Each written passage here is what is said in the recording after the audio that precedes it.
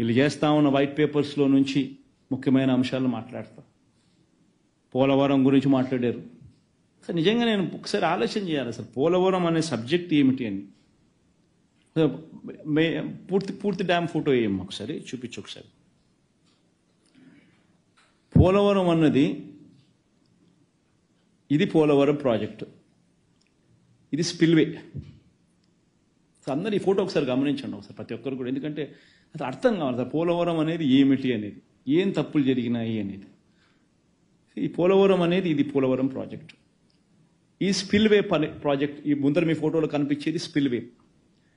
ఈ స్పిల్వే అనేది పూర్తి అవుతేనే నీకు అటువైపున నువ్వు డ్యామ్ కడితే ఆ డ్యామ్ నువ్వు కట్టినప్పుడు నీళ్లు నిలుస్తాయి. ఆ నీళ్లు డైవర్ట్ అయ్యి ఈ స్పిల్వే గేట్ల ద్వారా నీళ్లు బయటికి రావాలా. అలా రాకపోతే ఆ నీళ్లు ఎక్కడికి పోతాయి? చంద్రబాబు నాయుడు ఏం చేసినాడు, ఈ స్పిల్వే పనులు పూర్తి చేయలే. ఫౌండేషన్ లెవెల్లోనే ఆ స్పిల్వే పనులు ఆపేసినాడు. ఎందుకు స్పిల్వే ఫోటో చూపించాము ఒకసారి.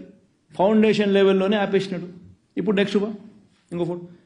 అది ఒక వైపున ఆపేసి రెండో వైపున కాఫర్ డ్యామ్ కట్టడం మొదలుపెట్టాడు. కాఫర్ డ్యామ్ అంటే ఏంది? వాటర్ ఫ్లోను ఆపి నువ్వు మెయిన్ డ్యామ్ పనులు చేసుకునే స్ట్రక్చర్ను కాఫర్ డ్యామ్ అంటారు. సో కాఫర్ డ్యామ్ అనేది ఫస్ట్ కాఫర్ డ్యామ్ కడుతున్నావు, తర్వాత గ్యాప్ ఇచ్చి ఇంకొక కాఫర్ డ్యామ్ ఇటువైపున కడుతున్నావు. ఎందుకంటే నీళ్ళు అటువైపు నుంచి రాకూడదు కాబట్టి. మధ్యలో నువ్వు మెయిన్ డ్యామ్ కడతావు. ఈ రెండు కాఫర్ డ్యామ్ స్ట్రక్చర్స్ మధ్యలో నువ్వు మెయిన్ డ్యామ్ కడతావు. That is rock filled main dam కడతావు. అది డిజైన్. ఈ కాఫర్ డ్యాములు అనేది ఎందుకు కడతావు? ఆ మెయిన్ డ్యామ్ పనులకు నీకు అబ్స్ట్రక్షన్ లేకోకుండా, నీళ్లు రాకుండా పని ఫెసిలిటేట్ చేయడం కోసం నువ్వు కడతావు. ఈ రెండు మెయిన్ కాఫర్ డ్యాములు అనేది నువ్వు ఎప్పుడు కట్టాలి? స్పిల్వే పనులు పూర్తి చేసిన తర్వాత కట్టాలి. నువ్వేం చేసినావు? ప్రీవియస్ స్లైడ్కి పోమ్మా. స్పిల్వే పనులు పూర్తి కాకుండా ఫస్ట్ ఫోటోకి పోమ్మా. స్పిల్వే పనులు పూర్తి కాకుండా కాఫర్ డ్యామ్ కట్టడం మొదలుపెట్టాం. ఒకవేళ ఆ కాఫర్ డ్యామ్ నువ్వు పూర్తిగా కట్టేసి ఉంటే నీళ్ళు ఎక్కడికి పోతాయి? నీళ్ళు ఎలా పోతాయి బయటికి? స్పిల్వే పనులు పూర్తి కాలా, నీళ్లు డైవర్ట్ చేయలేవు నువ్వు. ఎందుకంటే స్పిల్వే పనులు పూర్తి కాలేదు. నువ్వు కాఫర్ డ్యామ్ పూర్తి చేసేసిందంటే నీళ్ళు ఎక్కడికి పోతాయి? ఎలా పోతాయి? సో నీళ్లు ఎక్కడికి పోతాయి, ఎలా పోతాయి అనే దానికి సమాధానం లేదు. కాబట్టి ఏం చేసావు?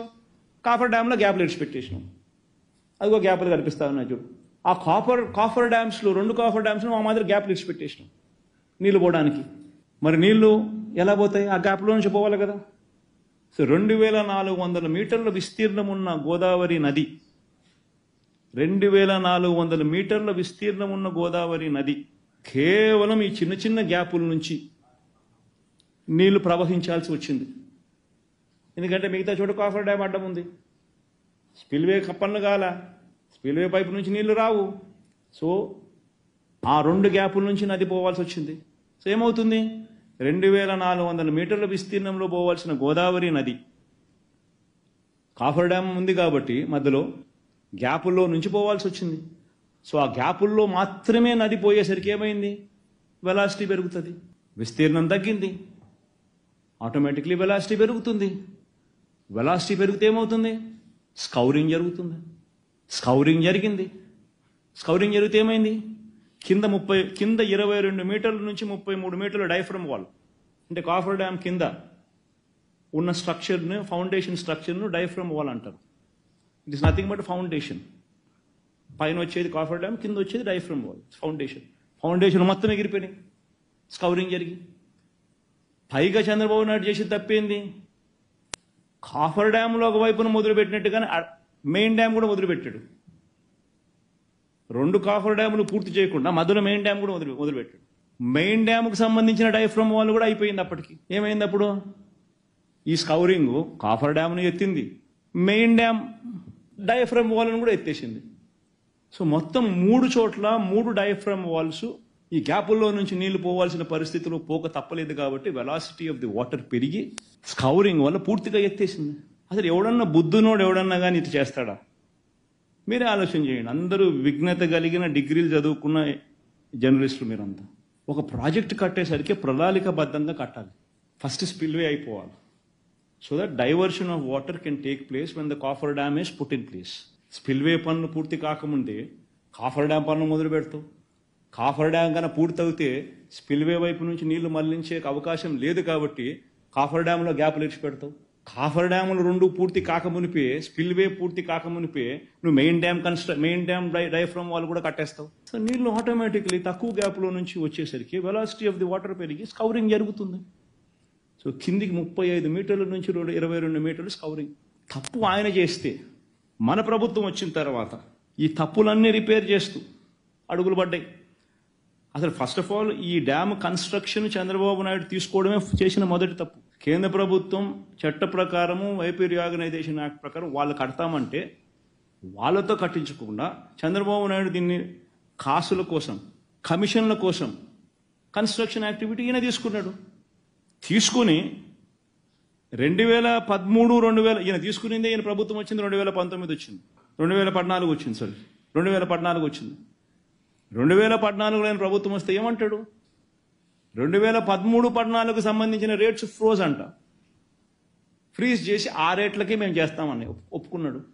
ఏ ప్రాజెక్ట్ అయినా కానీ ఎన్ని రోజులు పడుతుందో ఎవరికి తెలియదు. కేంద్ర ప్రభుత్వం రెస్పాన్సిబిలిటీ.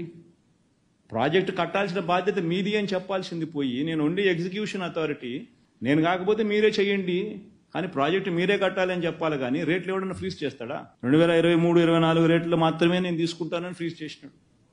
అది ఇంకొక తప్పు చంద్రబాబు చేసింది. ఇంత దారుణంగా చంద్రబాబు నాయుడు గారు చేయడమే కాకుండా ఏం చేశాడు? దీంట్లో సబ్ కాంట్రాక్టర్లు ఏమైనా తీసుకొచ్చాడు? పని ఈయన వర్కులు తీసుకుని ఫస్ట్ ఆఫ్ ఆల్ ఈ వర్కులన్నీ అక్కడ చేయాల్సిన స్పిల్వే వర్కుల్లో కాంక్రీట్ వర్కులు కాబట్టి రేట్లు మిగలవని చెప్పి, కాంక్రీట్ వర్కులు డబ్బులు మిగలవని చెప్పి, ఇదైతే అర్త్ వర్క్ అని చెప్పి కాంట్రాక్టర్లందరినీ ఇది తీసినాడు, ఈ పనులు చేయించినాడు. ఇందులో సబ్ కాంట్రాక్టర్లు ఎవరు? ఈనాడు రామోజీరావు వియంకుడు ఒకడు, ఒక ఆయన ఈనాడు రామోజీరావు వియంకుడు సబ్ కాంట్రాక్టర్, ఇంకొక ఆయన ఎవరు? యనమల రామకృష్ణుడు వియంకుడు. ఇవన్నీ నేను చెప్పేది వాస్తవాలు అవునా కాదా ప్రశ్నించండి మీరందరూ కూడా. నేను చెప్పేది వాస్తవం అవునా కాదా ప్రశ్నించండి మీరందరూ కూడా. ఆరోపణ చేయడం లేదు నేను, సరైన ఆధారాలతో ఆరోపణలు చేస్తూ ఉండా. మనం చేసేది కరెక్టేనా అని చెప్పి ఆలోచన చేసే కార్యక్రమం చేయమని చెప్పి అడుగుతా ఉన్నా. నువ్వు స్పిల్వే వర్కులు ఎందుకు చేయలేదు? స్పిల్వే వర్కులు కాంక్రీట్ వర్కులు, గేట్ వర్కులు కాబట్టి డబ్బులు మిగలవు కాబట్టి, ఇక్కడైతే అర్త్ వర్క్ కాబట్టి ఇక్కడ చేసినాం. ఈ అర్త్ వర్కులలో ఎవరు కాంట్రాక్టర్లు? రామోజీరావు వియంకుడు ఒక ఆయన, నవభారత్ ఆయన పేరు నవభారత్ నవయుగ, ఇంకొక ఆయన యనమల రామకృష్ణుడు వియంకుడు. ఏంటి సబ్ కాంట్రాక్టర్ల కింద వాళ్ళకి ఇచ్చి వాళ్ళతో పనులు చేయించు. ఇంత దారుణంగా డిలే జరిగితే మన ప్రభుత్వం వచ్చిన తర్వాత మనం ఏం చేసినాం? మన ప్రభుత్వం వచ్చిన తర్వాత మనం ఏం చేసినాము? మనం రాగానే అత్యంత పారదర్శకంగా రివర్స్ టెండరింగ్ పిలిచి 865 కోట్ల రూపాయలు ఆదా చేస్తూ కాంట్రాక్టర్ను మార్చి వెంటనే స్పిల్వే పనులు, ఈ పనులు కాదు స్పిల్వే పనులు, ఓవరాల్ కేంద్ర ప్రభుత్వానికి మిగిలించడం 865 కోట్ల రూపాయలు రివర్స్ టెండరింగ్ ప్రక్రియలో భాగంగా